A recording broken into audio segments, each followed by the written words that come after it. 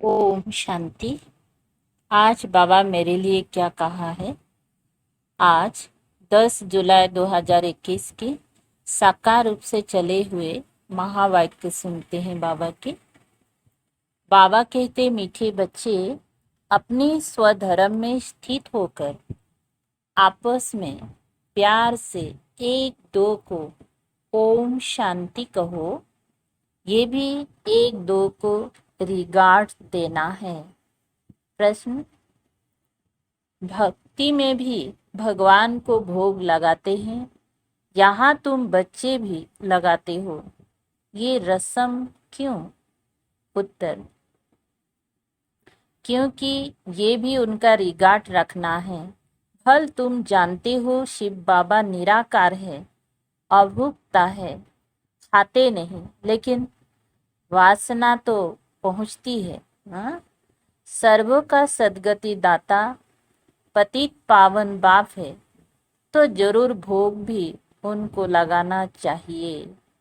गीत बजा, हमारे तीर्थ न्यारे हैं, हम इस धरती के तारे हैं। ओम शांति। बच्चों के दिल में भी उठा ओम शांति। जैसे किसी को नमस्ते कहा जाता है, तो वो भी रिटर्न में कहते हैं नमस्ते। यहाँ बाप ने कहा ओम शांति, तो सब बच्चे इनकी आत्मा सहित सबके दिल से आएगा ओम शांति। अर्थात हम आत्मा शांत स्वरूप है। रेस्पॉन्ड तो करना चाहिए ना। यह रेस्पॉन्ड हुआ ना, दूसरे कोई अर्थ सहित ऐसे कह ना सके। बाप ज्ञान सूर्य भी बाप ज्ञान सूर्य भी कहते हैं ओम शांति। ज्ञान चंद्रमा भी कहते हैं ओम शांति। ज्ञान सूर्य शिव बाबा और ज्ञान चंद्रमा ब्रह्मा बाबा भी ओम शांति कहते हैं। ज्ञान सितारे भी कहते हैं ओम शांति। हम सभी बच्चे सितारों में सब आ गए। अब तुम बच्चों को अपने स्वधर्म का पता लगा है कि हम शांत स्वरूप और शांति धाम के रहने वाले हैं। यह तुमको निश्चय हुआ है अच्छी रीति से। तुम आत्मा को जानते हो। बरोबर कहा भी जाता है, महान आत्मा, पाप आत्मा, आत्मा ही एक शरीर छोड़ दूसरा लेती है, परंतु आत्मा का यथार्थ परिचय कोई को नहीं है। हम आत्मा इतनी छोटी है, 84 जन्मों का पाठ बजाते हैं। ये ना तुमको पता था, ना और कोई जानते हैं। अभी तुम बच्चे सम्मुख बैठे हो, बाप को अपना बनाते हो। बच्चे बाप को अपना बनाते हैं वर्षा लेने के लिए। तुम बच्चे जानते हो, हम आत्माओं का बाप, हम आत्माओं का बेहद का बाप इस ब्रह्मा तन में आया हुआ है। ब्रह्मा तन में आकर आदि सनातन देवी देवता धर्म की स्थापना करते हैं।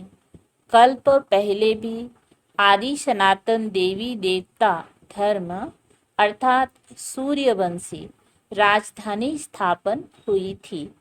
यह स्थापना का कार्य कल्प कल्प बाप ही करते हैं, जिसको भगवान कहा जाता है। भगवान बाप से सब मांगते हैं कि दुख हरो सुख दो। जब सुख मिल जाता है तो मांगने की दरकार नहीं रहती ना। अभी बाबा ने हमको ऐसा श्रीमत देते हैं ना, जिसके द्वारा हमें सुख प्राप्ति हो जाता है। और सतयुग में तो हमें मांगने का जरूरत ही नहीं होता है। यहाँ मांगते हैं क्योंकि दुख है, वहाँ कुछ भी मांगने की दरकार नहीं रहती सतयुग में, क्योंकि बाप सब कुछ देकर जाते हैं। इसीलिए सतयुग में कोई भी बाप को याद नहीं करते। बाप समझाते हैं कि बच्चों को हम सुख धाम का मालिक बनाते हैं। तुम बच्चे जानते हो, इस बाबा से हम फिर से सुख धाम का बरसा ले रहे हैं। बेहद के बाप से बेहद का सुख लेते हैं। तुमको समझाया जाता है भक्ति मार्ग कैसे चलता है। मनुष्य सृष्टि रूपी झाड़ की उत्पत्ति, पालना और संहार कैसे होता है, वह ड्रामा का आदि मध्य अंत क्या है। ये है साकारी दुनिया, वो है निराकारी। बच्चे समझ गए हैं कि हमने पूरा आधा कल्प भक्ति की। अब कलयुग का अंत है, वर्षा मिलता ही है संगम पर। ये बच्चों को अच्छी रीति समझना चाहिए। अभी हम संगम पर हैं, यह तुम बच्चे ही समझते हो, दूसरे कोई समझेंगे नहीं जब तक परिचय नहीं देंगे। जरूर संगम युग आता है, जबकि पुरानी दुनिया बदल नई होती है। यह सारी पुरानी दुनिया है, इनको आयरन एज कहा जाता है, ये भी तुम जानते हो। पहले पहले सारी दुनिया पर एक ही धर्म होता है। नई दुनिया में भारत खंड ही सिर्फ होता है, थोड़े मनुष्य होते हैं। नई दुनिया को ही स्वर्ग कहा जाता है। इससे सिद्ध है नई दुनिया में नया भारत था, अब पुरानी दुनिया में पुराना भारत है। गांधी भी कहते थे नई दुनिया नया भारत हो, नई दिल्ली हो। अब नव भारत व नई दिल्ली है नहीं। नव भारत में तो इन लक्ष्मी नारायण का राज्य था, अभी उसी ही भारत पर रावण का राज्य है। ये भी लिखना चाहिए नई दुनिया नई दिल्ली, फलाने समय से फलाने समय तक इनका राज्य। ये समझा भी वही सकता जो नई दुनिया बनाने वाला है। ब्रह्मा द्वारा नई दुनिया स्वर्ग स्थापन करते हैं। जिस स्वर्ग का वर्षा लेने के लिए तुम आते हो, बाप तुमको युक्ति बतलाते हैं अथवा पुरुषार्थ कराते हैं। सम्मुख भी मिलने आते हो अथवा वहां भी बैठ पड़ते हो। दिल होती है सम्मुख मिले, वो सम्मुख मिलते हैं मनुष्य मनुष्य से। यहाँ तुम कहेंगी हम जाते हैं शिव बाबा से मिलने, कहेंगी वो तो निराकार है ना, हम आत्मा भी निराकार हैं। हम भी यहाँ पाठ बजाने आते हैं। जिनका नाम है वह जरूर पाठधारी भी है। भगवान का भी नाम है ना। निराकार शिव को ही भगवान कहा जाता है और किसी को भगवान नहीं कहेंगे। भगवान निराकार ही गाया जाता है, उनकी पूजा होती है, आत्माओं की भी पूजा होती है। रुद्र यज्ञ रचते हैं ना, वो मिट्टी के शालिग्राम बनाते हैं। पत्थर का बनाओ वह मिट्टी का, मिट्टी के तोड़ने फिर बनाने सहज है। दुनिया तो इन बातों को नहीं जानती है। रुद्र यज्ञ में कितनी आत्माओं की पूजा कर सकते हैं। बच्चे तो ढेर हैं, भगत सब भगवान के बच्चे हैं, बाप को याद करते हैं। बाबा ने समझाया है, शिव बाबा आते ही भारत में हैं। तुम थोड़े बच्चे जो उनके मददगार खुदाई खिदमतगार बनते हो, उनकी ही पूजा भक्त लोग शालिग्राम बनाकर करते हैं। इस विशाल यज्ञ में जो बच्चे मददगार बनते हैं ना बाबा की सेवा में, बाबा की श्रीमत अनुसार जो बाबा की सेवा करते हैं, उन्हीं बच्चों का शिव बाबा के साथ शालिग्राम के रूप में पूजा होते हैं। यज्ञ तो रचते हैं, उनमें छोटा यज्ञ भी होता है, बड़ा भी होता है। बड़े साहूकार लोग बड़ा यज्ञ रचते हैं, लाख लाख बनाते हैं। छोटा यज्ञ होता तो 5-10 हजार बनाएंगे। जैसा जैसा सेठ वैसा यज्ञ, और फिर उतनी शालिग्राम बनाते हैं। एक शिव बाकी शालिग्राम बनाते। फिर उतने ब्राह्मण भी चाहिए। बहुतों ने यज्ञ देखा होगा, तुम जानते हो। बाबा हम बच्चों की सेवा करते हैं, हम फिर औरों की सेवा करते हैं, इसलिए पूजा होती है। तुम अभी पूज्य बनते हो। आत्मा कहती है बाबा आप तो सदैव पूज्य हो, हमको भी पूज्य बना रहे हो। तुम पूज्य आत्मा शरीर लेंगी तो कहेंगी पूज्य देवी देवताएं। आत्मा ही पूज्य अथवा पुजारी बनती है। बाप आते भी हैं एक ही बार, फिर कभी बाबाओं को पढ़ाए, ये होता नहीं। आत्मा ही सुनती है। जैसे आत्मा शरीर द्वारा सुनती है, वैसे परम पिता परमात्मा सुप्रीम आत्मा भी शरीर का आधार ले इन द्वारा सुनते हैं। इन द्वारा तुमको राजयोग सिखलाते हैं। उनको अपना शरीर तो है नहीं। ब्रह्मा विष्णु शंकर का भी अपना सूक्ष्म शरीर है। यहाँ तो सबका अपना अपना शरीर है। ये है ही साकारी दुनिया। शिव बाबा है निराकार, वह ज्ञान का सागर, सुख का सागर, प्यार का भी सागर है। वो आकर सबको पतित से पावन बनाते हैं। इसमें प्रेरणा की कोई बात नहीं। मुझे अगर प्रेरणा से पावन बनाना हो, फिर तो यहाँ आकर रथ लेने की क्या दरकार है। शिव के मंदिर में आगे बैल रखते हैं। मनुष्य की बुद्धि बिल्कुल ही पत्थर बुद्धि होने के कारण कुछ भी समझते ही नहीं। बैल शिव के आगे क्यों रखा है? गौशाला नाम सुना है तो बैल रख दिया है। अब बैल पर किसने सवारी की? कृष्ण की आत्मा तो सतयुग में होती है।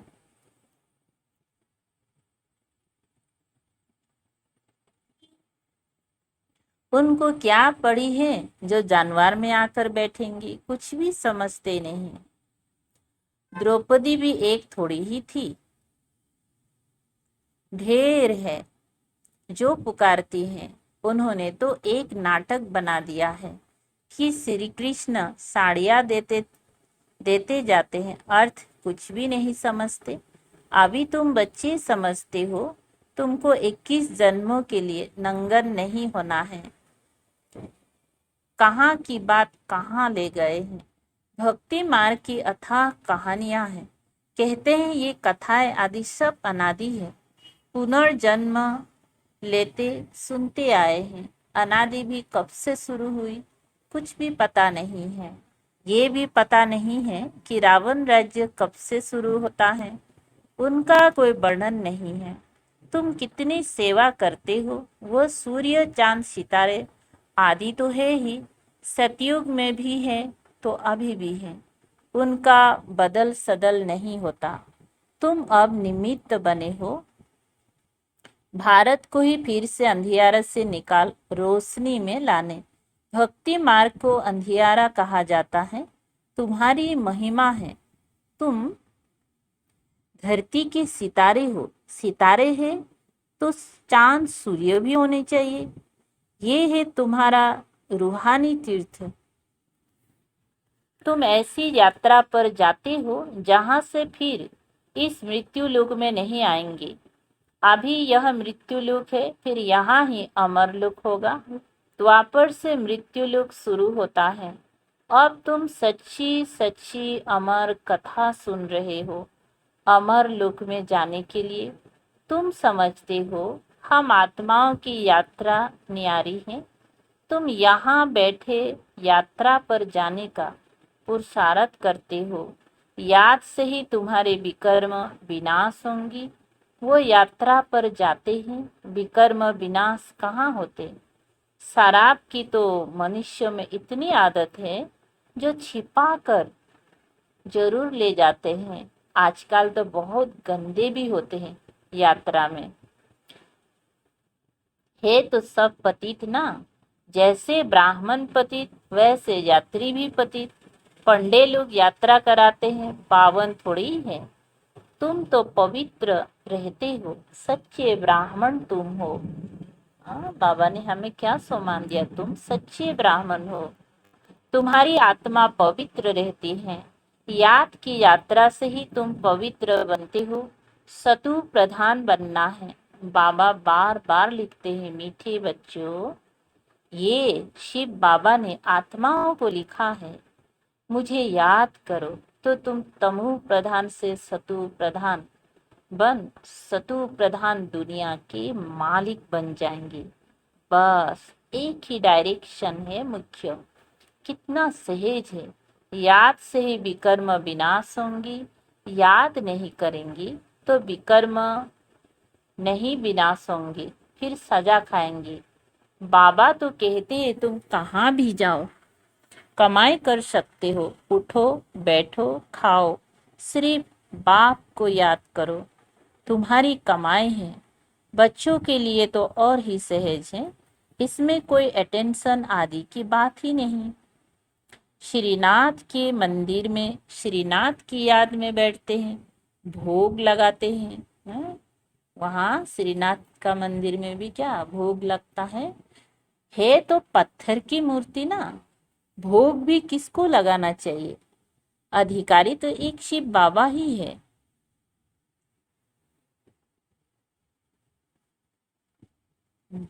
अधिकारी तो एक ही शिव बाबा है, सर्व का सदगति दाता, पतित पावन वो है। बाप कहते हैं मैं स्वीकार नहीं करता हूँ, तुम मेरे ऊपर दूध भी पानी वाला चढ़ाते हो, ये भोग लगाते हो क्यों?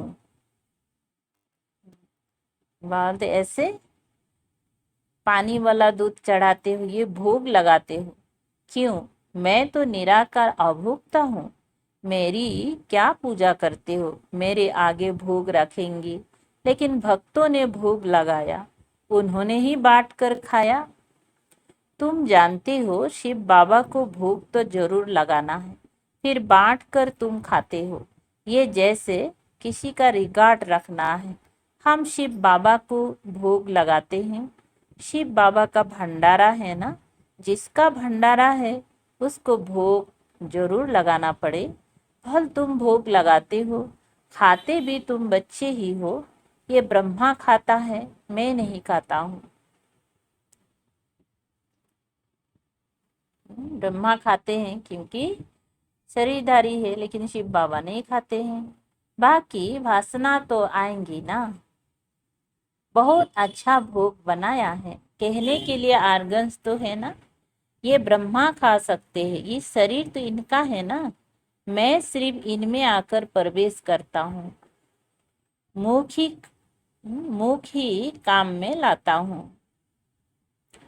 तुम बच्चों को पतित से पावन बनाने गो मुख भी कहते हैं ना, बरोबर गो भी है, तुम जानते हो, इनसे ही तुम बच्चों को एडाप्ट करते हैं। ये माने ब्रह्मा माता पिता दोनों हैं, परंतु माताओं को संभाले कौन? इसीलिए सरस्वती को निमित्त रखा ड्रामा प्लेन अनुसार।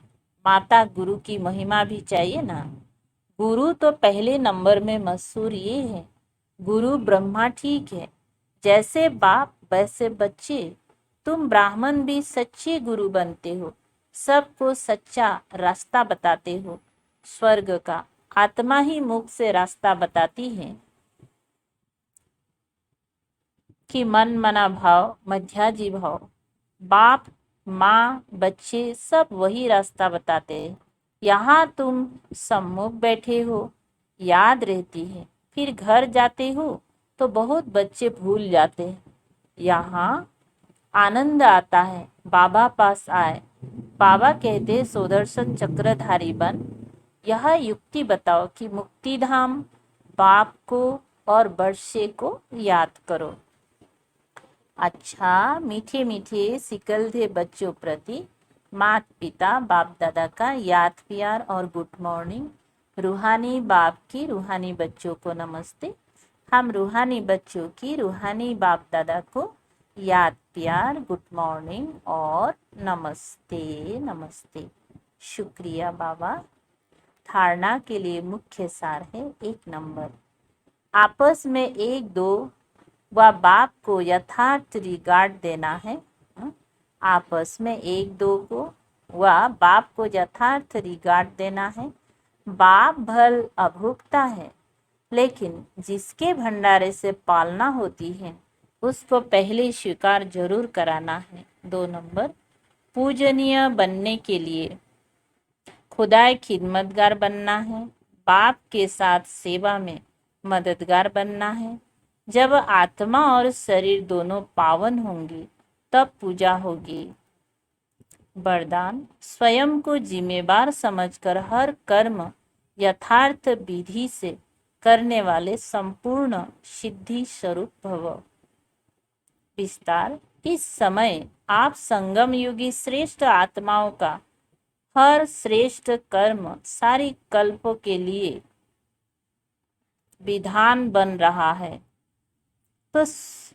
तो स्वयं को विधान के रचयिता समझकर हर कर्म करो, इससे अलबेलापन स्वतः समाप्त हो जाएगा।